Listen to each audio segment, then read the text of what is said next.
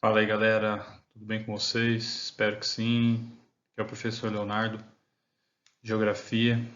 Então, mais uma aula com vocês aqui sobre agora agricultura e modernização, que está aí na apostila de vocês, já já indico as páginas. Primeiro a gente vai fazer agora uma recuperação, né, do que significa agricultura e depois a gente parte para a modernização agrícola. Pessoal, eu coloquei aqui um panorama geral sobre a agricultura, né, como uma prática criada pelos seres humanos há milhares aí de anos e que revolucionou. É importante essa parte de a forma como os seres humanos se relacionavam com o ambiente e entre si. Então, é aquele aprendizado que você teve em história, principalmente, em que os seres humanos eles dependiam muito mais da coleta, da caça, não que isso não tivesse acontecido também depois da criação da agricultura, mas que muda significativamente como o ser humano vai se relacionar com o ambiente, né? Principalmente nos estudos históricos sobre as populações que viviam em torno dos rios. Vocês estudaram o ano passado isso no ensino fundamental. E isso vai mudar também e revolucionar a relação que a sociedade vai ter entre si. Tudo bem? E aí eu dou um salto aqui para vocês, até para chegar no conteúdo da apostila, sobre agricultura e colonização. Né? Já na Idade Moderna,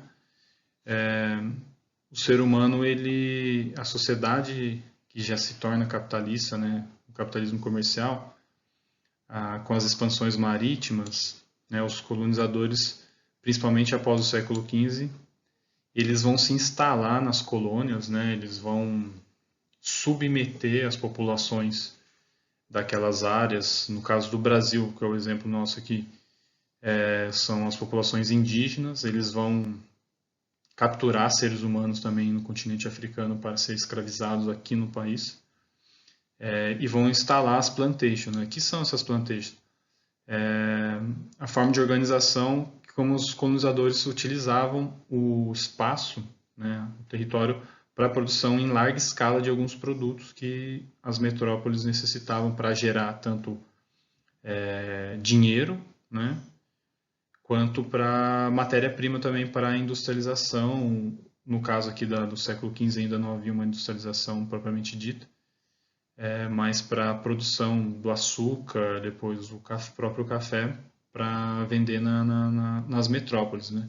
Europeias principalmente. Então, o que eram essas plantagens? São grandes áreas que produziam normalmente um tipo de cultura ou monocultura. No caso nosso foi a cana-de-açúcar durante um bom tempo, ainda é a cana-de-açúcar, mas hoje tem outras, mas foram uma das principais durante algum período, que a gente já estudou isso no início do ano, tá?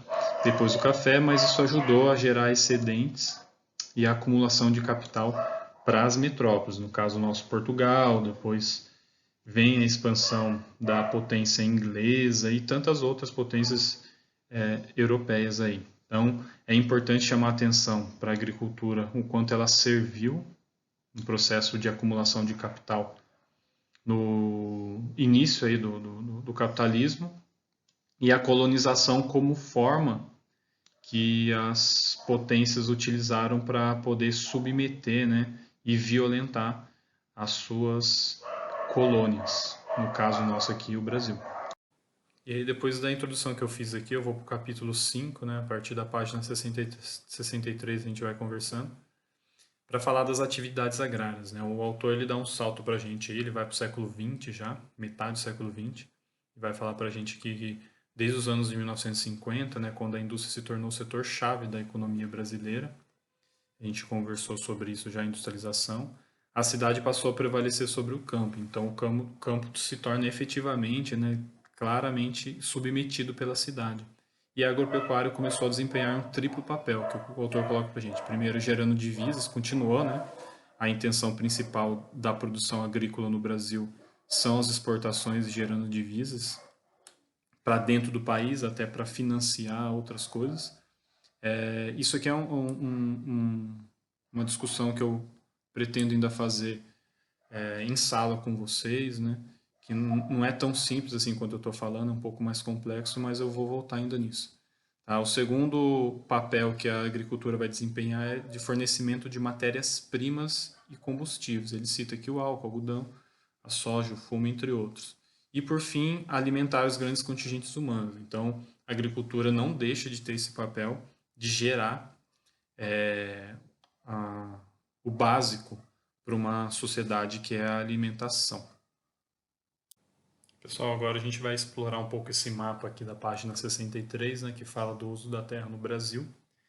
É importante a gente sempre olhar o título, né, o uso da terra, ver algumas informações que estão aqui no próprio mapa e a legenda que vai indicar para você, para a gente, quais são essas informações. Então, esse mapa é interessante, ele que eu quero chamar a atenção aqui são as dimensões latitudinais no sentido, né? Então, norte e sul aí do Brasil, né? Uma grande faixa tropical e passando aí também por uma faixa importante equatorial e subtropical aqui. Então, o Brasil é um país de dimensões continentais nos dois sentidos, norte, sul, leste, oeste, e isso permite que a gente tenha uma capacidade produtiva na agricultura, na pecuária muito gigantesca, né? Nós somos um dos maiores concorrentes em nível mundial aí. Isso é importante. Então, aqui nesses traçados mais diagonais, que está na legenda, a primeira parte da legenda, é a agricultura comercial, ou seja, destinada à exportação. Depois tem a pequena lavoura comercial aqui familiar, então serve à exportação, mas também à produção interna de alimentos, por exemplo. Uma pecuária mais primitiva, que ele está chamando aqui de extensiva, e criada, portanto, em grandes pastagens. Depois a pecuária melhorada é aquela em confinamento, né, que a gente vê os bois sendo alimentados em pequenos espaços, uma produtividade maior.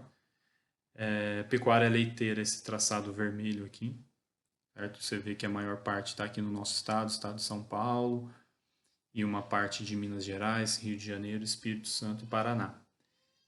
O extrativismo vegetal, a maior parte dele verde aqui concentrado na região norte do país, né, principalmente na floresta amazônica. E depois essas flechinhas azuis, aquilo que é destinado principalmente à exportação. Então, desde madeira, principalmente madeira, você vê que sai muito a madeira do Brasil, açúcar, cacau, o Brasil é um dos maiores produtores de cacau do mundo, café, soja, né, suco de laranja, carne, enfim, todos esses produtos que estão aqui no mapa. E aí, aqui no texto, o autor vai mostrar para a gente alguns dados que é importante a gente conversar sobre ele. Pessoal, o autor chama a atenção para a gente aqui da ocupação da terra pela agropecuária, né? O Brasil possui 8 milhões e meio de quilômetros quadrados, portanto um país aí extremamente grande em termos territoriais, tá? E ele chama a atenção para a gente aqui o seguinte, 29, né, cerca de 30% aí só do território, ele fala apenas, né, só a gente fala, depende para quem isso que é utilizado pela agropecuária.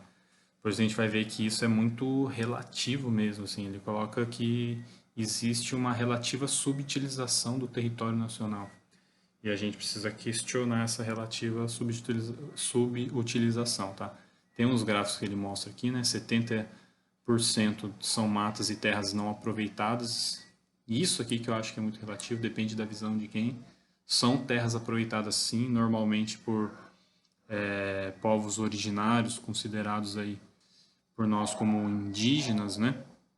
Essas comunidades indígenas, elas estão utilizando os quilombolas, os ribeirinhos, os extrativistas estão sim utilizando as matas e terras aí, só que provavelmente não tanto quanto como finalidade comercial. Uma finalidade comercial agroexportadora, por exemplo, mas de manutenção própria, que a gente chama de subsistência, ou às vezes para um comércio mais local. Então, é muito relativo esse termo terras não aproveitadas, certo? Então, 9% aí são lavouras, A maior parte são pastagens, desses 30% que eu mencionei aí. E aí ele vai colocar aqui, né, que a subutilização é relativa porque não se pode imaginar 100% do território nacional sendo ocupado pelas atividades agropecuárias somadas a cidades, vilas, estradas, aeroportos, etc. Esse etc é importantíssimo a gente pensar sobre ele, porque aqui inclui sim reservas florestais e o uso pela população considerada aí por nós como povos originários, populações tradicionais, camponeses e assim por diante. Ele até coloca para a gente aqui que é preciso lembrar também as reservas extrativas e as terras indígenas que devem ser preservadas. Isso deve ser colocado no início do texto, inclusive, não no final, né, como uma lembrança. Então, essa é a nossa visão aí sobre o quanto o olhar econômico para o território ele parece, né, que pretende tornar o Brasil aí, em sua maioria, um país cultivado, né, tanto por uma agricultura destinada à exportação, quanto uma pecuária também para isso. Pessoal, outro tópico importante da apostila de vocês que o autor chama atenção é para o agrobusiness, né? Isso é o termo em inglês, agribusiness, né? Desculpa.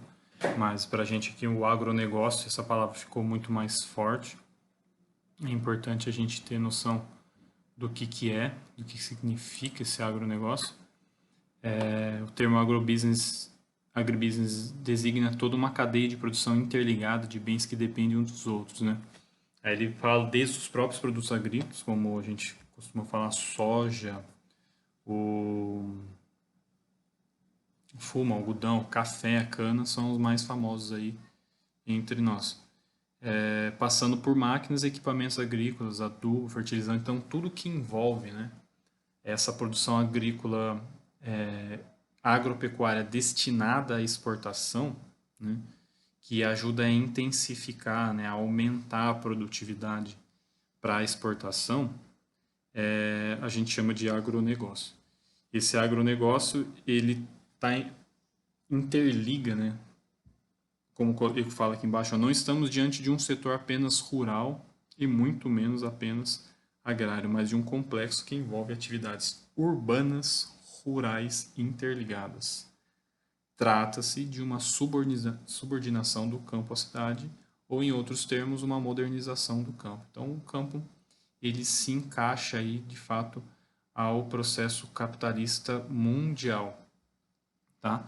Desde lá da colonização, mas hoje ele se torna cada vez mais voltado para isso. Mas só existe isso no campo? Não. É como eu comentei anteriormente,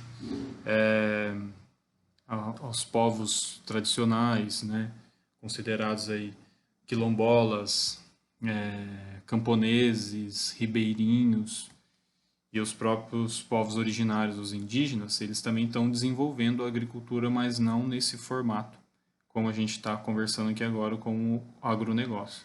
Tá? E aí, na sequência aqui para a gente, ele vai colocando, né, que graças ao desenvolvimento técnico científico, né, pesquisas para correção de solo considerados pobres, tá? E isso, dá o exemplo da soja, mas tantas outras culturas que não eram adaptadas a algum tipo de solo, e até climas diferentes, eles vão sendo adaptados com a finalidade principal de aumento da produtividade e exportação. Então essa é a intenção principal aí, tá? Então, aqui tem uma imagem, né, da produção de vinho, o Brasil vai se especializando nisso também, mas eu vou chamar a atenção para o que ele coloca aqui como setores importantes do agronegócio, tá? Carne, e vem todos os tipos de carne, tanto bovina, aqui no caso também de aves ou a suína, tá? Os derivados disso, principalmente a região sul, grande produtora de salsicha, patê, salame, e aí outros derivados. A produção de álcool, combustível, algodão e tecido, café e derivados. Então, esse é o panorama do Brasil na agricultura comercial. Tá? Na próxima aula a gente vai conversar mais sobre outras características do campo no Brasil, mas a princípio essas são as características da agricultura ou agropecuária comercial no nosso país. Pessoal, então para finalizar a aula, eu propus aí para vocês fazerem a atividade 1 da página 66, é bem tranquilo para responder, tá? E aí eu estou pedindo aqui para vocês fazerem também uma reflexão sobre a necessidade ou não, né, de ampliação da produção agropecuária no Brasil. Vocês produzem um texto pequeno mesmo para registrar aí as ideias de vocês. Será que tem necessidade, né, ou não, de ampliar a produção agrícola no Brasil? O Brasil já é uma potência agrícola, tá? Levando sempre em consideração as questões ambientais. Então a gente sabe que para ampliar isso vai ter que haver, provavelmente vai ter que haver destruição ambiental, tá? Levando em consideração as questões políticas hoje, por exemplo, quais são os principais interesses de quem está no poder no Brasil. Então essas são as questões políticas. E as questões sociais, a gente precisa considerar os povos, né? Sejam eles os povos tradicionais, como eu citei, camponeses, ribeirinhos, quilombolas e outras comunidades extrativistas, e a população originária, os indígenas também. Então, considerando tudo isso, né? A floresta, os povos que sobrevivem dela, estão próximos a ela ali, e a necessidade ou não dessa ampliação da produção agropecuária no Brasil para exportar, por exemplo. Tá? Peço para vocês também ler todo o capítulo, registrar as dúvidas, que em breve a gente vai tentar resolver tudo isso, conversar sobre isso pelo menos. Tá? Na próxima aula a gente vai falar sobre estrutura fundiária no Brasil e a luta pela terra. Tá? Vocês vão perceber muitas questões que precisam ser conversadas. Tá? Eu deixei esse gráfico aqui até para vocês pensarem sobre essa reflexão que eu pedi. Para o autor da apostila, há uma relativa subutilização do território brasileiro. A gente precisa conversar melhor sobre isso, e qualquer dúvida eu insisto para vocês que vocês registrem para a gente poder conversar posteriormente. Eu agradeço a atenção de todos, espero que vocês tenham compreendido um pouco a reflexão que o autor e eu tenho proposto para vocês durante as aulas, e a gente se vê na próxima aula.